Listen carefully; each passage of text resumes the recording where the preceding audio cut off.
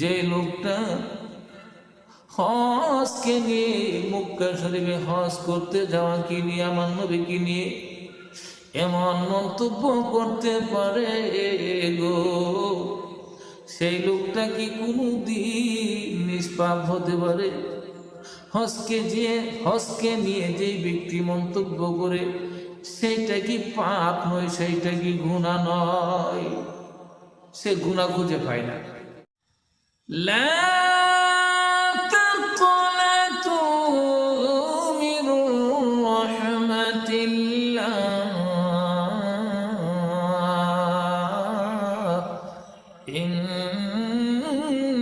ইন্নাল্লাহা ইয়াগফিরুয-যুনুবা জামিআ, ইন্নাহু হুয়াল গফুরুর রাহিম।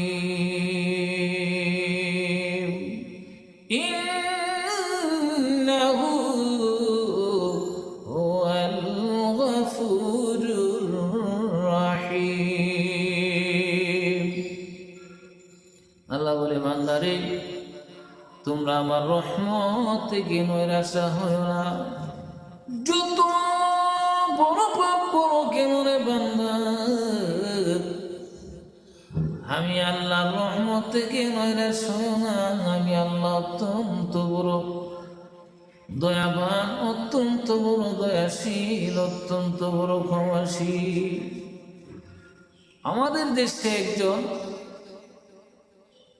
নিষ্পাপ লোকের আবির্ভাব হয়েছে। নিষ্পাপ, যার কোনো পাপ নাই, অন্যায় নাই। 60-70 রাকাত নামাজ, তাহাজ্জুদ নামাজ পড়নেওয়ালা দেখছি বাগছে, কিন্তু এখন আবার নতুন আবিষ্কার একজন বাইরেছে নিষ্পাপ, এভাবে বলতেছে। এ মাওলানারা যখন দোয়া করে, দোয়ার পরে আমিন বলে, আমি আমিন বলতে পারি না। কারণ আমিন ওই লোকটাই বলে যে লোকটার অন্যায় আছে, পাপ আছে। আল্লাহ, আমি ভুল করেছি, আমাকে তুমি ক্ষমা করো। কিন্তু বুকের মধ্যে চাপা মেরে বলতেছে, আমি তো কোনো অন্যায় করি না, আমি তো কোনো পাপ করি না। তাইলে আমি আমিন কেমন করে বলবো? এত বড় নিষ্পাপ একটা লোক। নাম বললে চিনবেন, চিনতে পারবেন। নামটা হলো কাদের সিদ্দিকীর ভাই, বঙ্গবীর কাদের সিদ্দিকীর ভাই ভ্রাতা লতিফ সিদ্দিকী। লতিফ সিদ্দিকী উনি যে পাপী, উনি যে অন্যায় করে, অন্যায় ভুল আছে, ভ্রান্ত আছে, সেই জিনিসটাই সে বিশ্বাস করে না। বুকের মধ্যে তাফা মেরে বলতেছে, আমার কোনো ভুল নাই। আমি একটা ভুল ধরাই দিই, তুই বুঝতে পারবে। এক সময় সে এমপি ছিল। এমপি অবস্থায় সেই লোকটা সেই সময় বিদেশে ছিল। বিদেশ থেকে আমাদের প্রিয় নবী মুহাম্মদুর রাসূলুল্লাহ সাল্লাল্লাহু আলাইহি সাল্লামকে নিয়ে কটূক্তি করেছিল এবং হজ নিয়ে কটূক্তি করেছিল। সে বলেছিল, মক্কার জমিনে যারা হজ করতে আসে, হজ হলে একটা ব্যবসা। মুহাম্মদ গরিব ছিল, দুর্বল ছিল, এবং তার বংশের লোকেরা গরিব ছিল। ভবিষ্যতে কিভাবে চলবে, চলাফেরা করবে, সেই কথাটা মাথার মধ্যে এনে মুহাম্মদ হজের ব্যবস্থা করে দিয়ে গেছে, যেন বিভিন্ন দেশ থেকে মানুষ হজ করতে আসে, তাদের ইনকাম হয়, তারা যেন ভালোভাবে চলতে পারে। এমন একটা মন্তব্য করেছিল লতিফ সিদ্দিকী। পৃথিবীর মানুষ কাছে আমার একটা প্রশ্ন রেখে গেলাম গো,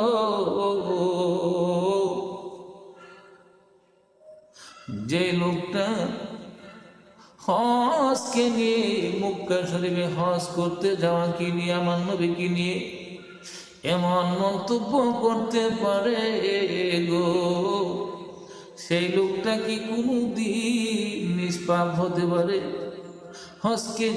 হজকে নিয়ে যে ব্যক্তি মন্তব্য করে সেইটা কি পাপ নয়, সেইটা কি গুনাহ নয়? সে গুনাহ খুঁজে পায় না।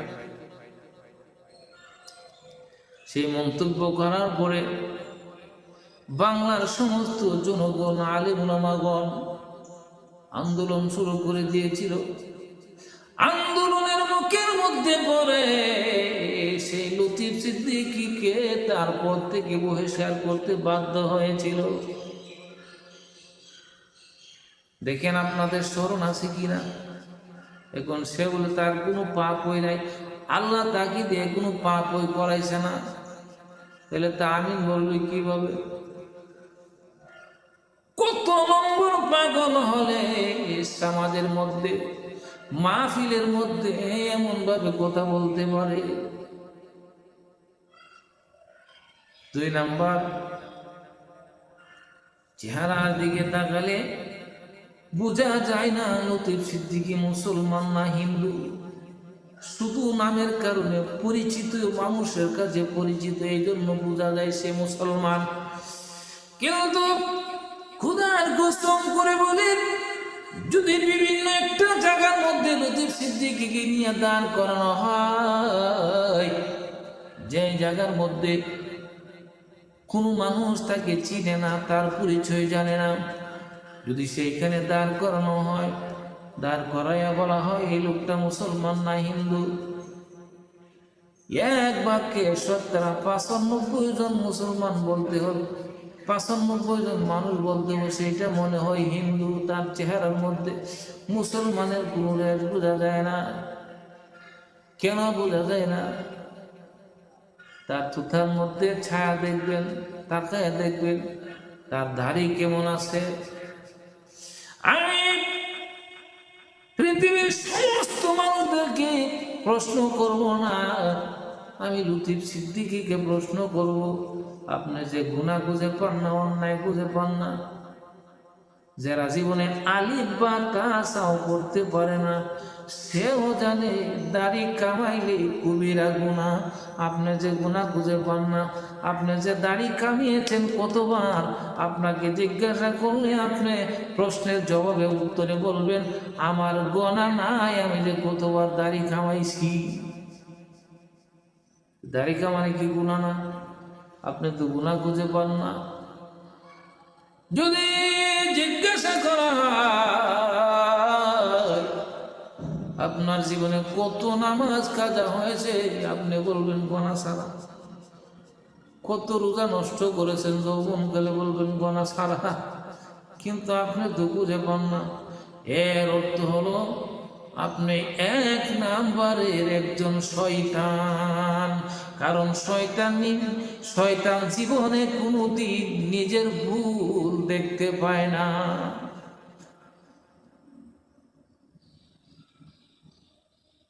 ভাইরা আমার, মনোযোগ দিয়ে শুনবেন এবং এখন একটি ঘটনা বলবো, তখনই বুঝতে পারবেন পৃথিবীর জমিনে যত উলি এবং যত আউলিয়া, যত পীর মাশাইখ দুনিয়া ছেড়ে চলে গেছে, বর্তমানে দুনিয়াতে কোন আছে একজন পীরও বলতে পারবে না যে আল্লাহর কাছে কত রাত কেঁদেছে, কত রাত তাহাজ্জুদ নামাজ পড়েছে, কাঁদতে কাঁদতে কাঁদতে কাঁদতে কত মন চোখের পানি ছেড়ে, কত মন চোখ দিয়ে পানি এসেছে, সে নিজেও বলতে পারবে না। তারপরে আল্লাহর নৈকট্য লাভ করে সে আল্লাহর ওলি হয়েছে। একজন আলেম বলতে পারবে না 12টা বছর পর্যন্ত কত রাত জেগেছে, ও ঘুমে কাটিয়েছে। একজন দরবেশ গাউস কুতুব বলতে পারবে না তার জীবনে কত রাত কত দিন দুনিয়ার সব কিছু ছেড়ে দিয়ে জঙ্গলের মধ্যে পড়ে থেকে আল্লাহকে সাধন করতে করতে করতে করতে সে নেককার হয়েছে। আর সে বলে কি তার কোনো গুনাহ নাই, কিন্তু তার সাধন বলতে তো কিছু দেখি না। সাধন আছে একটা, সাধন আছে একটা, সবাই জানেন, সেটা হলো রাজনীতি, পদের লোভ। সেই পদের লোভে সে রাত্র সজাগ করেছে অনেক, আমরা সেটাও জানি। পৃথিবীর মানুষ, একটা মানুষ 500 বছর পর্যন্ত মওলার ইবাদত করেছে। ঘটনাটা লক্ষ্য করে বুঝবেন,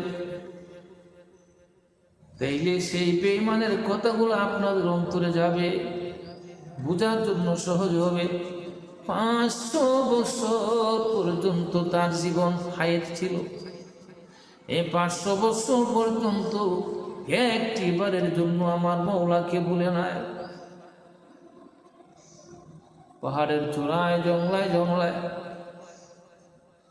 দুনিয়ার সব মায়া ত্যাগ করে, ছেলে সন্তান বউ বাচ্চা ত্যাগ করে একমাত্র মওলাকে পাওয়ার জন্য পাগলের মতো জঙ্গলার মধ্যে পাহাড়ের চূড়ায় বসে বসে সেজদায় পড়ে কাঁদত।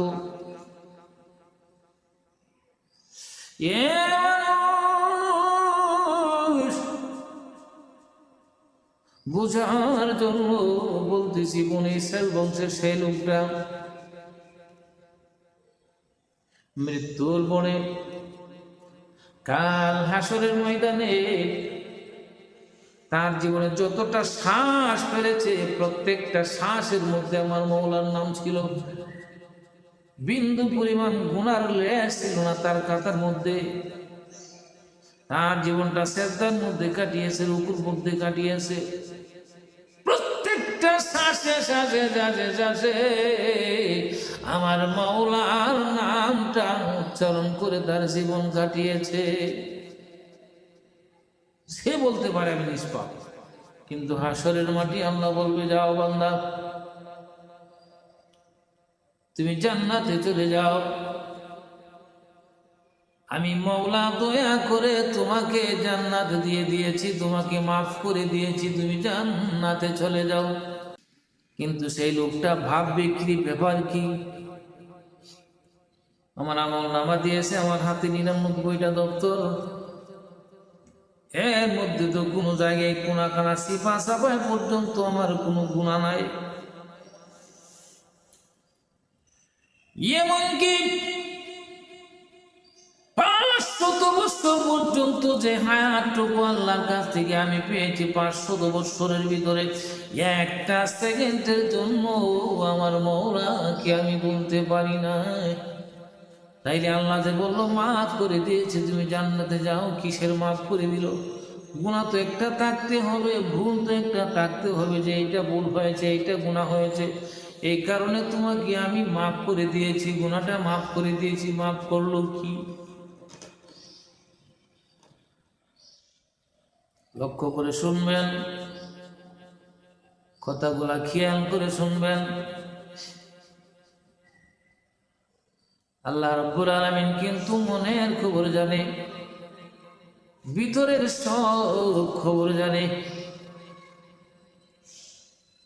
মওলা কিন্তু আলিমুম বিযাতিস সুদূর, আমার মওলা কিন্তু সব খবর জানে, সব ভিতরের কল্পনা কি করতেছে সেটাও বুঝে। এমনি করে আল্লাহ ডাক দিয়ে বলে, বান্দা, তোমাকে যে জান্নাতের জন্য আমি হুকুম করেছি, তুমি জান্নাতে যাও, তোমার ভিতরে কি আমার একটা কথা উঠেছে? তখন বলতেছে, মওলা গো, আমাকে যে আপনি মাফ করে দিয়েছে, আমি জান্নাতে যাব গো, আমার তো কোনো গুনাহ নাই, কোনো পাপ নাই, তাইলে আমাকে কি মাফ করলেন গো মওলা? সেই কথাটা জানার জন্য আমার ভিতরে একটু কসুরি মুসরি খাইতেছে। আল্লাহ পাক রব্বুল আলামিন ডাক দিয়ে বলে, বান্দা রে, এ রে বান্দা, আমি যে কোন জিনিসটা মাফ করলাম তুমি এটা জানতে চাও রে বান্দা? বান্দা রে, তুমি যে জান্নাতটার মধ্যে যাইবা, সেই জান্নাতটা একটু ঘুরে ঘুরে তুমি দেখতে থাকো, তারপরে তোমার প্রশ্নের জবাব তুমি পেয়ে যাইবা। ওই আল্লাহর প্রেমিক বান্দা, যে জান্নাতটার মধ্যে আল্লাহ পাক রব্বুল আলামিন তাকে দিবে, সেই জান্নাতের মধ্যে ঢুকিয়ে বলছে ঘুরতে থাকো, দেখতে থাকো। সে ঘুরতে শুরু করেছে, দেখতে শুরু করেছে। খোদার কুদরত বোঝা যায় না, আল্লাহর রহমত, আল্লাহর কুদরত বোঝা যায় না গো। সেই লোকটা ঘুরতে ঘুরতে ঘুরতে ঘুরতে এমন একটা সময় এসে গেছে, তার পানির তৃষ্ণায় যেন কলেজা পেটে যাচ্ছে, আর সইতে পারতেছে না। এক কোনায় বসে গেছে, জিহ্বা বের হয়ে গেছে, আত্মাটা দফা দফা করতেছে, পাগলের মতো হয়ে গেছে। জান্নাতের সব সুখ ভুলে গিয়েছে। আল্লাহকে ডাক দিয়ে বলে, মাবুদ, মাবুদ গো, আমাকে একটু পানির ব্যবস্থা করে যদি দেন গো, আমার কলিজাটা ঠান্ডা হবে, নাইতে আমি বাঁচবো না গো, আমি মরে যাব। বাইরে বুঝেন পানির তৃষ্ণাটা কেমন? আল্লাহর কুদরত, আল্লাহ পানির তৃষ্ণা লাগিয়ে দিয়েছে বেশি করে। হঠাৎ করে দেখে যে কুড়ার মধ্যে একজন লোক পানি নিয়ে বসে আছে, একটা কলসি। ওই পানির লোকটাকে দেখিয়া তার মনের ভিতরে একটা ভরসা আসছে, আমি পানি খাবো, পানি পান করবো, পানি পেয়েছে। একটা দূর মেরে সেই লোকটার কাছে যায়, যাইয়া ডাক দিয়ে বলে, ভাই গো, আমি পানির তৃষ্ণায় কাতর, আমি প্রায় মরে যাবো গো ভাই, কলেজা পেটে যাচ্ছে। মেঘের পানি করে যদি ভাই গো এক গ্লাস পানি আমাকে পান করাতে, মাওলার কাছে আপনার জন্য দোয়া করতাম রে ভাই। কিন্তু তোমার নেক যদি আমাকে দিতে পারো, আমার নেকের সাথে তোমার নেক সংযুক্ত করতে পারো, আমার নেক বেড়ে যাবে। নতুন করে নেক করার মতো এখানে কিছু নাই। যদি দুনিয়ার জিন্দেগিতে যত কামাই করেছ, সেই কামাইকৃত নেক থেকে যদি তুমি আমাকে এক ভাগ নেক দিতে পারো, তাইলে আমার উপকার হবে। আর আমার উপকার হলে তোমাকে আমি এক গ্লাস পানি দিয়ে উপকার করতে পারবো।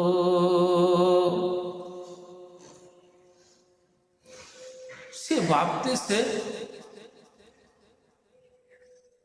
তুমি আমার তো কোনো অন্যায়, কোনো গুনাহ, কোনো পাপ নাই,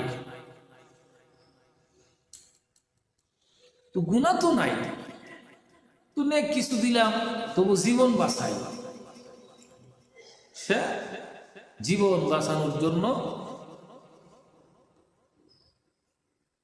3 ভাগের 1 ভাগ নেক তাকে দিয়ে দিছে। সুন্দর এক গ্লাস পানি খাইছে, পানি পান করছে, পানি পান করার পরে এত তৃষ্ণার মধ্যে 1 গ্লাস পানি পান করলে কি তৃষ্ণা মিঠে? তৃষ্ণা আরো বেড়ে গেছে, পানি খাওয়ার জন্য মন আরো আকর্ষণ হয়ে গেছে, মনের আকর্ষণ বেড়ে গেছে, চাহিদা বেড়ে গেছে যে ভাই আরেক গ্লাস পানি দেন। আল্লাহ চাহিদা আরো বাড়াই দিচ্ছে।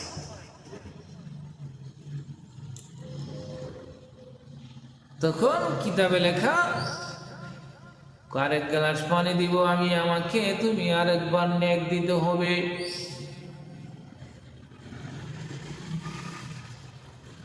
তখন সেই লোকটা আরেক গ্লাস পানি পান করে তার জীবনের আরেক অর্ধেক নেক দিয়ে দিল। আহ, অর্ধেক নেক দেওয়ার পরে আরো পানির তৃষ্ণা বেড়ে গেল। ডাক দিয়ে বলে, ভাই রে,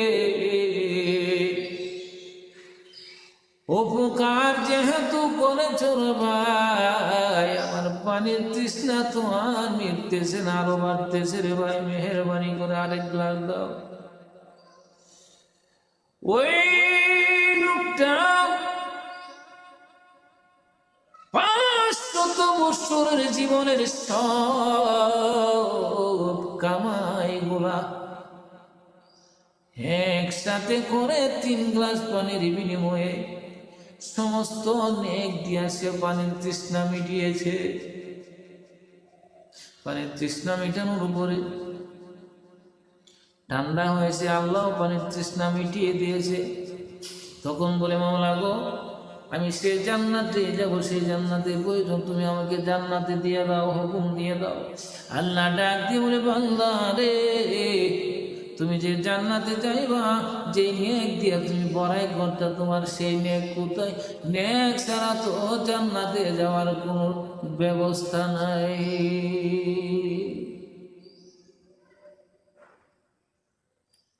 এমনি করে চোখের পানি ছেড়ে দিয়েছেন। আল্লাহকে ডাক দিয়ে বলে, মাওলা বাবু গো, আমার কাছে তো কোনো নেক নাই গো, মেহেরবানি করে তুমি আমাকে জান্নাত দাও। জান্নাতে থাকতে পারবো না, জান্নাতে যাইতেও পারবো না, মেহেরবানি করে। আল্লাহ ডাক দিয়ে বলে, লা তাকুনাতু মির রাহমাতিল্লাহ, ইন্নাল্লাহা ইয়াগফিরুয যুনুবা জামিআ, ইন্নাহু হুয়াল গফুরুর রাহিম। এ বান্দা, আমি অত্যন্ত বড় দয়াবান, দয়াশীল রে বান্দা, আমি তোরে জান্নাত দেব, আমার রহমত দিয়ে নয়রা শোনে বান্দা, জান্নাত দেব। তুমি আমার একটা প্রশ্নের জবাব দে, তোরে আমি জান্নাতে দিয়ে দেব। ডাক দিয়ে বলে, বান্দা রে, হে বান্দা, 500 বছর পর্যন্ত তুই যে নেকগুলা কামাইছিস, এই নেকগুলা কামাইতে গিয়া তুই কত কষ্ট করেছিস বল। ডাক দিয়ে বলে, বাবু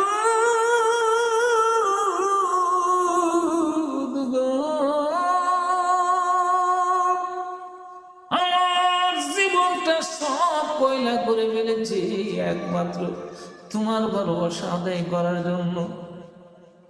কত শীতের রাত্রে, শীতের রজনীতে মানুষ কাঁপতে কাঁপতে উঠতে পারে না, কিন্তু তোমার প্রেম ভালোবাসা আদায়ের জন্য আমি ঘুম ছেড়ে দিয়েছি, ঠান্ডা পানি দিয়ে উজু করেছি। 1 দিন 2 দিন নয়, 500 বছর পর্যন্ত তোমার প্রেমে আমি কষ্ট করেছি। মানুষ যখন ঘুমের ঘরে আরামের মধ্যে ঘুম ঘুমাইতো গো মওলা, আমি সমস্ত ঘুম হারাম করে দিয়েছি। সারাটা জীবন একবারের জন্য তোমাকে পাওয়ার জন্য আমার চোখে ঘুম দিছি না। কিতাবের মধ্যে আছে, এমনও বলি আছে, 40 বছর পর্যন্ত পিঠটা বিছানার মধ্যে লাগাইছে না, একমাত্র আল্লাহর প্রেমে সজাগ থেকে, আল্লাহর প্রেমে সজাগ থেকে ইবাদতের মধ্যে লিপ্ত ছিল। কষ্টের কোনো সীমা নাই গো, কষ্টের কোনো সীমা নাই। 1 দিন 2 দিন 3 দিন নয়। আল্লাহ ডাক দিয়ে বলে, বান্দা রে,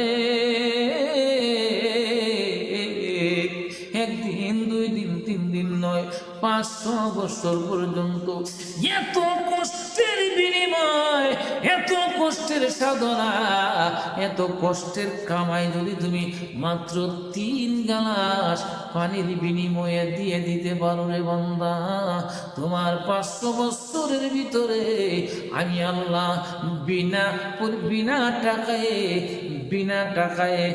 বিনা দামে আমি আল্লাহ তোমাকে কত গ্লাস পানি পান করাইছি, আমি মওলাকে একটা গ্লাস পানির দাম দিয়ে যাও।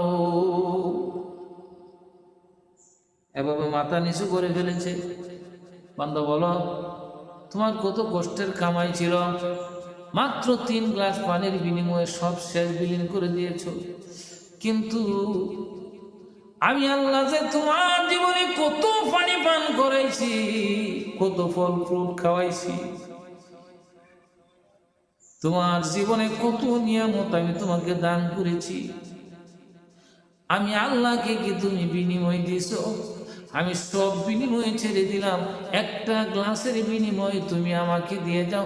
দুনিয়ার জমিনে কত গ্লাস পানি পান করেছো তোমার কি হিসাব আছে? কমলা হিসাব নাই, ও হিসাব লাগবে না। মাত্র 3 গ্লাস বিনিময়ে যদি তোমার সারা জীবনের ইবাদত হতে পারে, আমি আল্লাহ বিনা টাকায়, বিনা পয়সায়, বিনা বিনিময়ে তোমাকে এত গ্লাস পানি পান করাইছি। 1 গ্লাস পানির দাম কি তুমি তোমার মওলারে দিতে পারো না? তুমি তোমার মওলারে কি ভালোবাসো না? এই কথা বলার পরে একটা চিৎকার মেরেছে, মওলা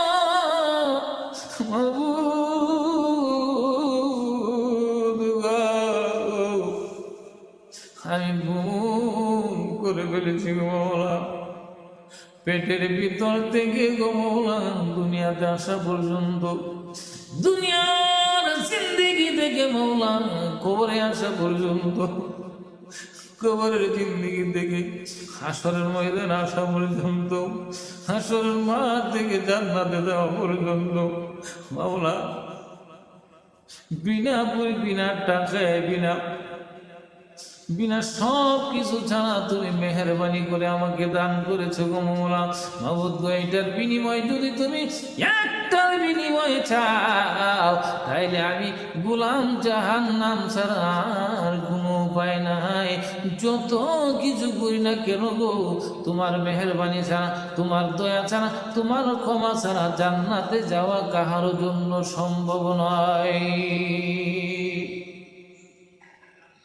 বাইরে চিন্তা করে দেখেন, এত বড় একজন আবেদ, আল্লাহর ক্ষমা ছাড়া সে জান্নাতে যাইতেই পারে না।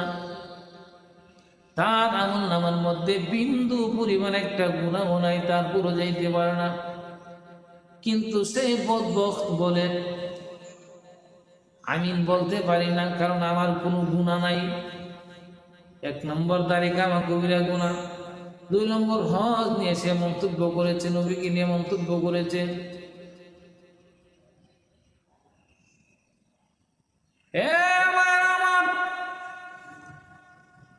দুনিয়া যতদিন পর্যন্ত বাঁচাবে, কিয়ামত কাছাবে।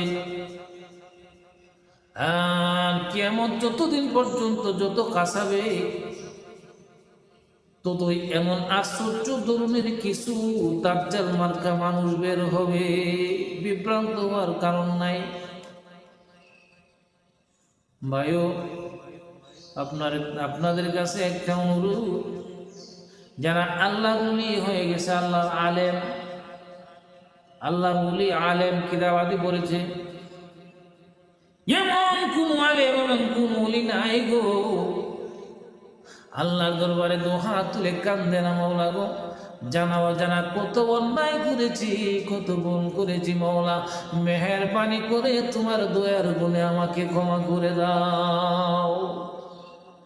এক একটা আলেমের চেহারার দিকে তাকাইলে, এক একটা ওলির চেহারার দিকে তাকাইলে, এক একজন ভালো লোকের দিকে তাকাইলে বোঝা যায় গো সে নেককার লোক, তার চেহারার মধ্যে বাসে সে নেককার, সে আলেম। সে উলি, সে পীর, সে গাউস, সে কুতুব, চেহারার দিকে তাকাইলে বোঝা যায় সে আল্লাহর খাস একজন বান্দা, আল্লাহকে সাধন করেছে এমন বুঝাই যায় দেখলে। কিন্তু সেই বদভক্তের চেহারার দিকে তাকাইলে কেমন বোঝা যায় গো। তারপরও সে বলে আমার কোনো গুনাহ নাই,